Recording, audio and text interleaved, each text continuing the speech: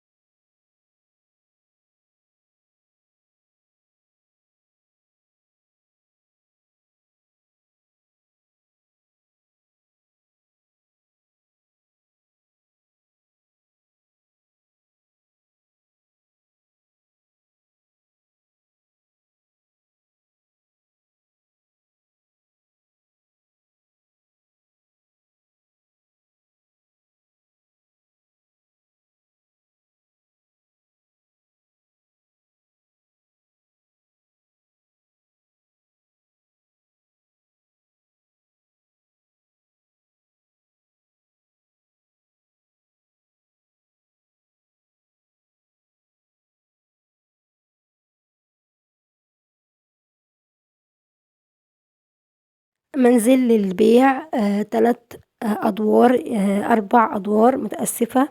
الدور الرابع واقف على صبة السقف، 3 شقق متشطبين تشطيب سوبر لوكس كاملين العدادات، عداد كهرباء وعداد مية وعداد غاز. وكمان يا جماعة موقع متميز جدا. العنوان موجود البساتين، مجمع المدارس دار السلام، محافظة القاهرة. البساتين، مجمع المدارس دار السلام، محافظة القاهرة. مساحة المنزل 90 متر، 4 أدوار متشطبين تشطيب سوبر لوكس، لكن الدور الرابع واقف على صبة السقف. مساحة الشارع 5 متر. المنزل عنوانه البساتين، مجمع المدارس دار السلام، محافظة القاهرة. سعر المنزل 650 ألف جنيه. 650 ألف جنيه، 4 أدوار. والدور الرابع واقف على صبة السقف كامل العدادات والمرافق، كل حاجة موجودة حوالين المنزل. طبعا يا جماعة عارفين دار السلام مجمع المدارس، المكان حيوي جدا، المكان مليان ناس، المكان كويس جدا. كل المدارس وكل حاجة موجودة 24 ساعة. منزل 4 أدوار، سعره حلو، 650 ألف جنيه، مش سعر شقة في المكان ده.